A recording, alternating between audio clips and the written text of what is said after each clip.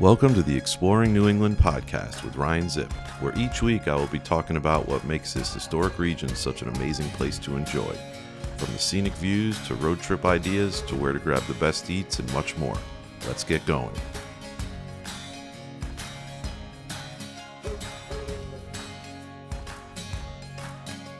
Hello, everyone, and welcome to episode 9 of the Exploring New England podcast with me, Ryan Zipp. Feels strange to say episode 9 already. It's kind of wild now, well over 2 months into this, and it's crazy to think that much time has gone by, and we're already halfway through May at the moment, which is nuts.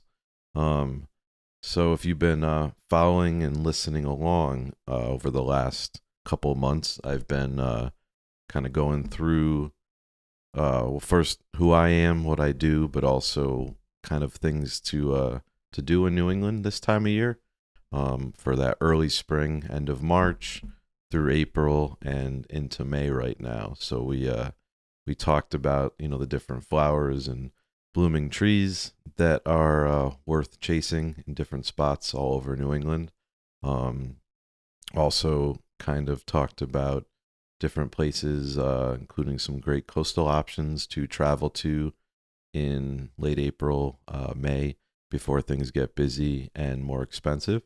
We also talked about like Boston, talked about Nantucket, then Cape Cod last week, just with some other spring things overall. So I think we've had a good journey so far, and this week is going to be another preview of some upcoming targets to hit up, and also a bit of a recap of my photography experiences from the last week.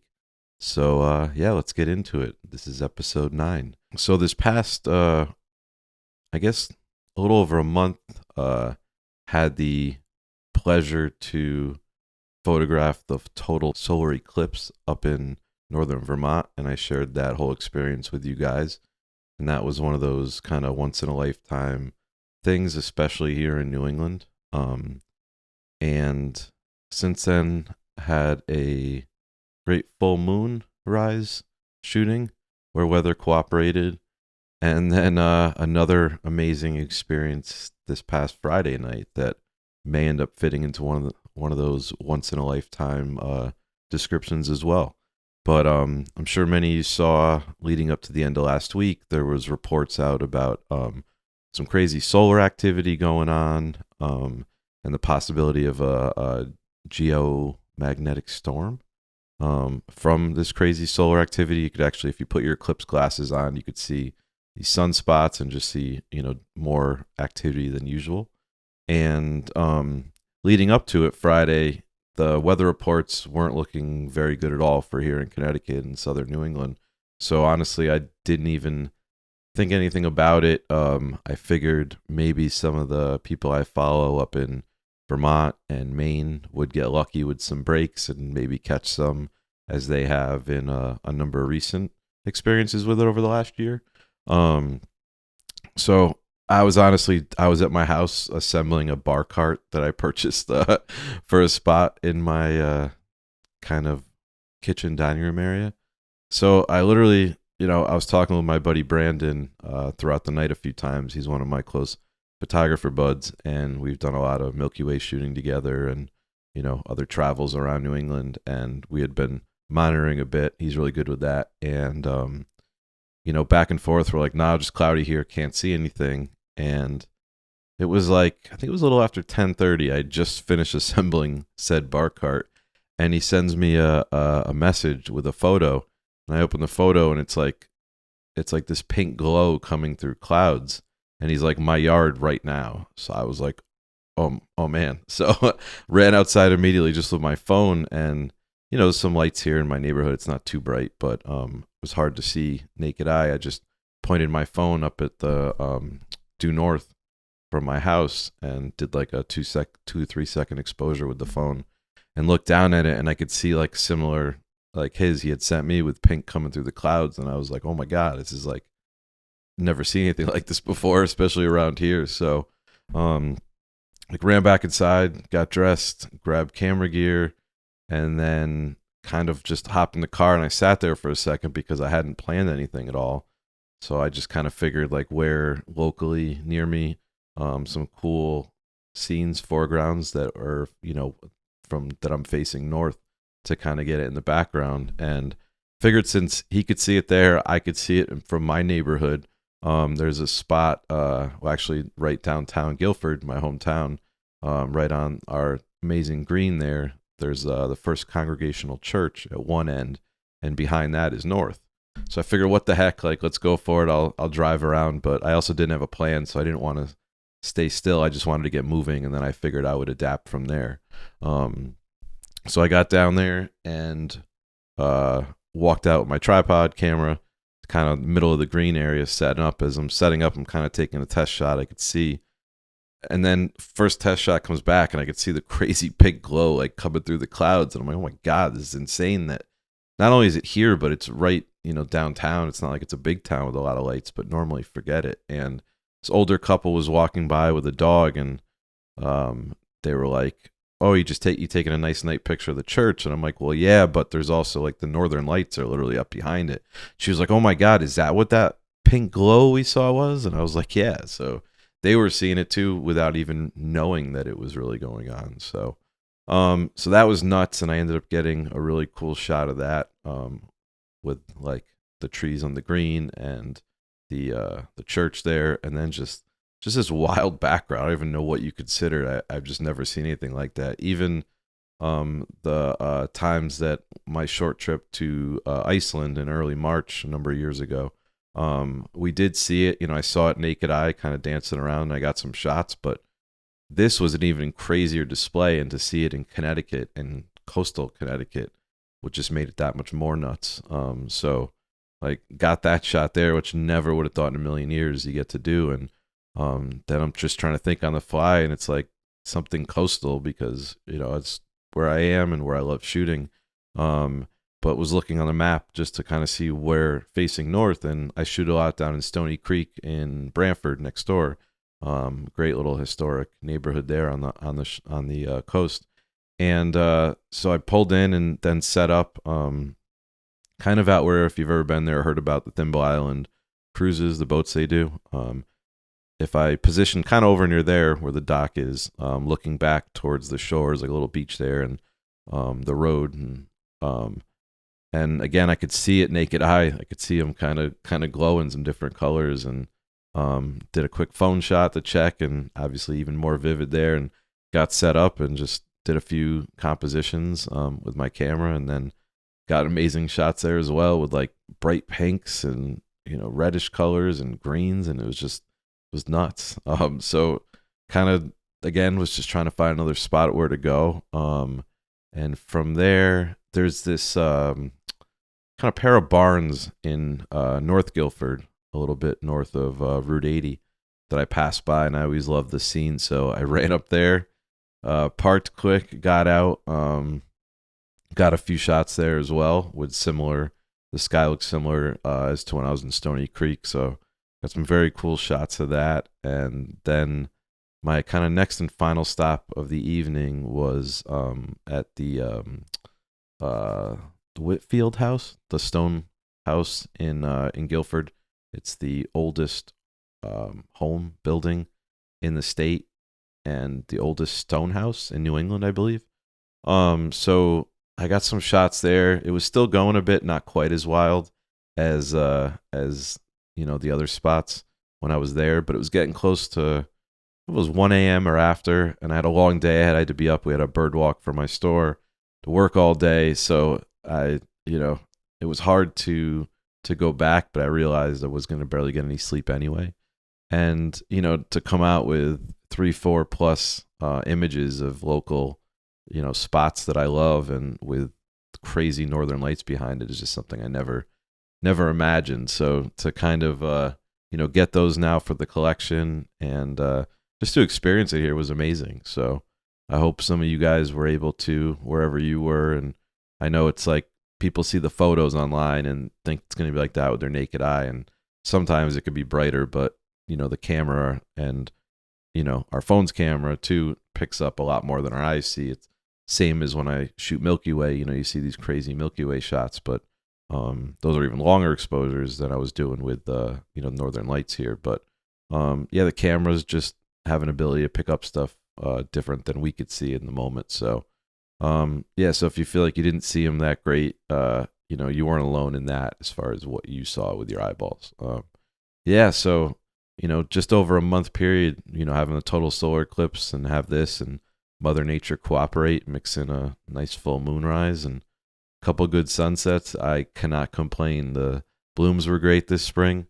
So so it's been a good stretch, and now we're kind of getting into I'd say like the second half of spring and planning for that, and that's where my next topic comes from for tonight. And like I talked about early on, from spring through summer, the thing that kind of motivates us photographers and I guess people in general that just like adventuring around New England are the different blooms, whether flowers or trees. And the next one coming up is the lupine, and I'm sure you've seen them before, whether in person or photos of them. They're like tall, usually purple, kind of like conical, almost flowers. And sometimes there's pinks mixed in, sometimes whites, but purple is the dominant color in those. And there's a number of locations around New England where you can get these and see them. But I figured I would start off with the most iconic spot for them. And for years they had a little festival in town for it. I'm not sure they do it anymore in a capacity. They stopped it during pandemic in 2020, and then I don't think got back into it. But the town itself obviously is still there, and it's up in the White Mountains area, New Hampshire. And it's the town itself is like just over 17 square miles in size, so it's little. It's the newest town that was incorporated in the state, like 1962, I want to say, if I'm remembering correctly. But it's a small town there, overlooks the White Mountain National Forest. There's 4 different mountain ranges I think you have a view of from Sugar Hill. And it's, besides being this tiny, quaint town, I think, I don't know, 700 people year-round residents, something like that. It's pretty small. But yeah, it's become known as one of the most iconic spots for the lupine in New England. And so every year it's, typically early June. It's tough to say, obviously, exact dates with any blooms, as they can vary, but the earliest I've been there is like June 4th. Latest I've been there is like June 15th, 16th, different years. And they were good both times. So it's tough to say. You kind of never know when they're going to peak. But when it comes to these flowers in general, I tend to rather be there a little on the early side than on the late side. Because early on, they still look cool, even if the full flower hasn't bloomed. But once they go past, especially if we get some hot days, they could really start looking not great at all, just for viewing and for photos. So if I had to, because I have to run my store, obviously, typically Tuesday to Saturday. So when I'm looking at open dates, most of the time, I'm having to work with the free days I have. So sometimes the peak time I may think for something is in the middle. So I have to kind of pick, do I want to go a little early? Do I want to go a little later than that date? And a lot of times you'll be fine either way, but sometimes it could make a difference. So with the lupine, I would say, and in my own planning this year, I'm going to aim a little early for it, the earlier half if I have to choose. And I'm most likely going to make the Sugar Hill my first destination to go try to check them out this year. And obviously, besides that, you're in the White Mountains, and there's, a number of great drives and views and other things besides just the lupine there. So even if you happen to catch them a little early or a little late, it's not the end of the world, because it's not like it's the only attraction there that you'd be going for. So, so as far as the fields itself, there's 3 or 4 or 5, I don't know, different spots that I kind of think of as far as the main displays of them. Not that there aren't others just mixed in around when you're driving the area. But one of the first and main fields I think of is, you kind of get into town. You pull in. One of the first things you'll see is the Sugar Hill Inn. It's one of the few places to actually stay in town. There's only a few options. The town's so small. It's not like there's a lot of lodging, but it's one of the two. And then drive in a little bit. You'll get to Polly's Pancake Parlor, which I guess I'll talk a little bit about when I get into, some food and beverage options. But it's like one of the only game in town as far as when it comes to breakfast, lunch type spots, and it's been there forever. It's an institution. But if you continue past that, about I don't know, half mile southwest of there is a field right on Sugar Hill Road, Route 117 it is. And there's usually, you could just pull over on the side. And like anywhere you pull over, just use good judgment and pull over enough so you're not blocking the road. And most of the times there'll be other cars there, so just follow suit and, just have common sense when it comes to this stuff. But they're obviously used to it here. And this field, once you get to the field right there where you can park, kind of like a stone wall there, really cool. And then like a wider entrance into the field, and ton of purple lupin here, a good amount of pinks mixed in this field, and then a whole patch like mixed in of yellow buttercup flowers, I believe they are. So it's just a real pretty scene. There's no real mountains in the background here, but just with the lupin, some other colors mixed in, the yellow flowers, you have the stone wall there. Yeah, it's a great spot to kind of get started. I feel like I usually end up starting there on my trips for the lupin there. But it's a good one whether you're just by yourself getting scenic shots or you want to get photos of people. Yeah, that's a good one to kind of kick it off and go check out. As then you head down the road another quarter of a mile, a little more than that. There's kind of like a chapel, St. Matthew's Chapel, right there on the corner. And it's a cool little church amongst itself there. But there is, although it's changed, I've been there 3 times now during this time of year. And the flowers blooming in that field have looked different each time. So I don't know how they're going to be this year. Seemed like last time I was there, they weren't quite as good as my first trip when I stopped. But if you walk out in the field there behind the chapel, there's a number of the lupin there, and you get a good view with them in the foreground, the chapel in the background. And I've stopped there on a few of the trips and got a cool sunset there one time. If you look to the left there, you could see mountains as well, and I got some great color that same sunset, and then one with it there behind the chapel in the sky. And then another time we were able to shoot the Milky Way over there with my buddy Brandon again. And so it's a really cool spot. And again, I don't know what the status of that field as far as the lupin will be this year, but it's right there. So definitely stop and check, make it another stop. Then the next field of them and just view in general on Sugar Hill is probably my favorite. You continue down the road and then you take a left on Sunset Hill Road.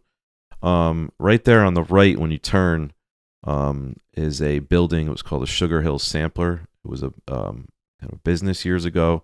It's like kind of red barn looking building with white writing on the side. And a handful of years ago it was up for sale. They went out of business, and then I think it was bought by private entity.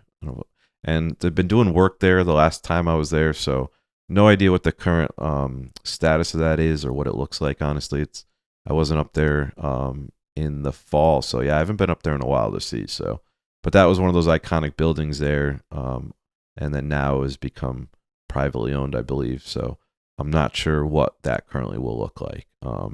But across the street from that, right as you go down the road a little bit more, to me is the best view in town, and also the one of the nicest fields of the lupin.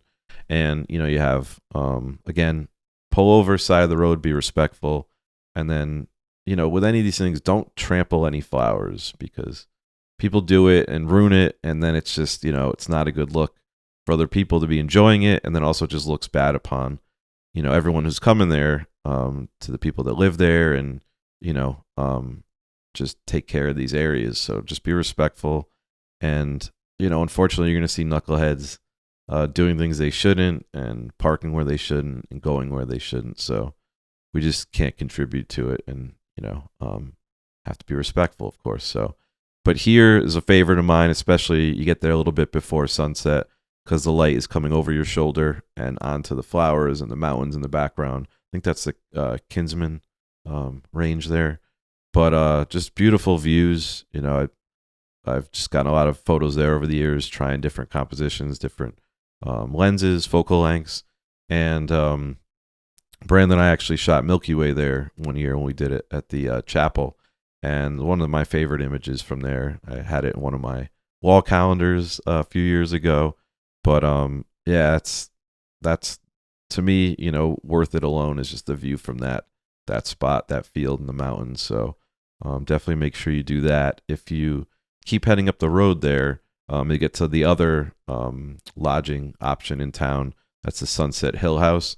I've actually stayed there before. I've never stayed at the Sugar Hill Inn, the one when you're entering town, but this one I've stayed at. It's like an old building as part of another inn, I believe, like late 1800s. But it was a nice spot. I enjoyed my stay there. They do have a restaurant. Wasn't open the night I was there, so it's another restaurant option in town, but definitely make sure ahead of time if you're planning on eating there that they're going to be open. But right there, right across, there's actually like a little golf course, and there's a little field right there. It's small with like a split rail fence. Really cool tree in the middle, but there's some beautiful purple lupine there. And I got a sunset view there one night as well when I was staying. So and where else? Oh, if you head it's like a 10-minute drive basically going towards the neighboring town of Lisbon. There's a lake there called Pearl Lake, and the road Pearl Lake Road, and there's a number of patches real pretty on the side of the road there, with like different trees in the background, and then by the lake itself. So it's worth a drive over there just to get some different views of them. And so those would be, I would say, like the main spots in town. So listen back, write them down. I also have a blog I did about this, so follow my if you're not following me on Instagram, I'm sure most of you are, but I'll be putting up a blog with all this info as well. And yeah, so you can start planning your June trips. And then another field which has been different as far as the few visits there is back to the Polly's Pancake Parlor, one of the only games in town for food. Across from them, there's a field with some mountain backdrops and some lupine there. But I believe the last time I was there, it didn't look quite as good as the first visit. I know these things could be different year to year, so. But you put your name in there. There's typically a wait, so sometimes it's cool. You put your name in, you wait, and then walk over and check out the flowers while you're waiting. Kill two birds there. Yeah, so, and then Polly's itself is kind of like one of those places like you have to go while you're up there. They have a full menu, so it's not just pancakes, but I recommend trying the pancakes. I think they have like 7 different batters, all these unique things like buckwheat and cornmeal. I think they have a gluten-free option, and then the different like blueberries, chocolate chips, some other toppings. So it's fun, and again, it's just one of those places that it's been there. I think it's their 85th year they're celebrating now, owned by the same family, which is awesome. So definitely stop there at least once. And you have amazing views too when you're parking. So and some other, the closest actual coffee shop you can get coffee there, but is Franconia Coffee House.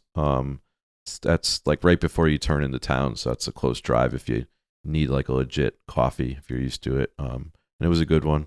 I've gotten coffee there, I think, on every visit.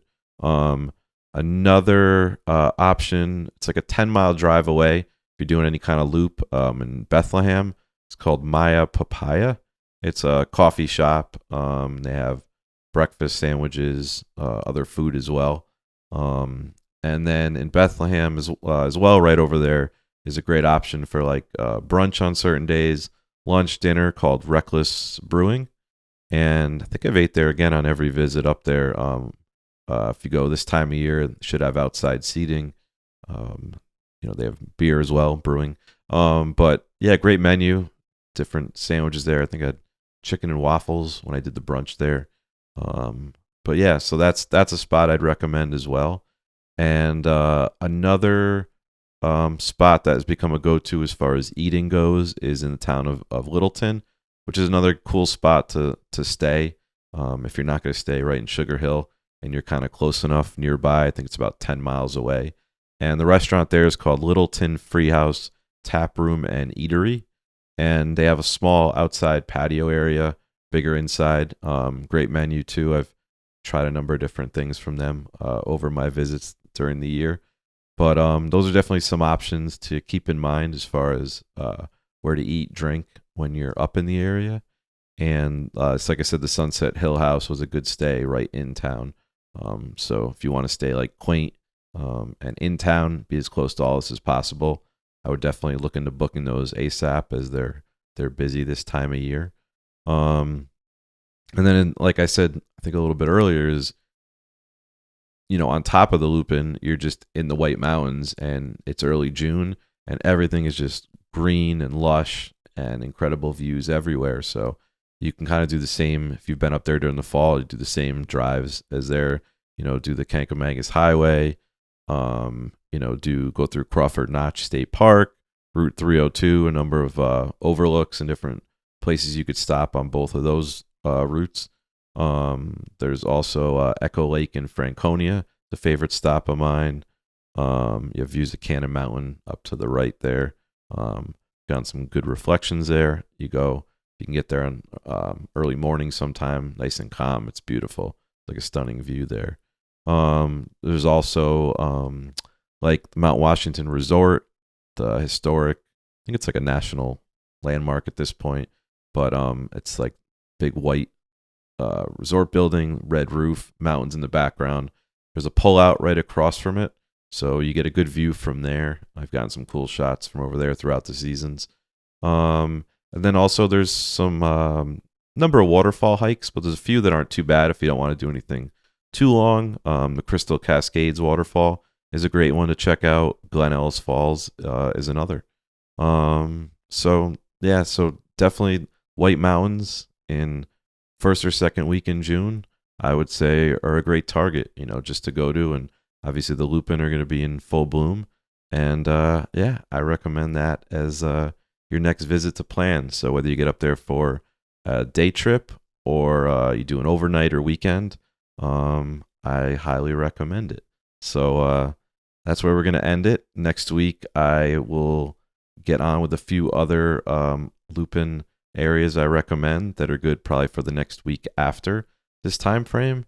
And so I will see you guys again next week. And as always, thank you for following along. Hit me up with any questions. And excited to get into the second half of spring. And before you know it, we'll be playing in New England summer. So thanks, guys. Have a great week. And we'll see you next Thursday.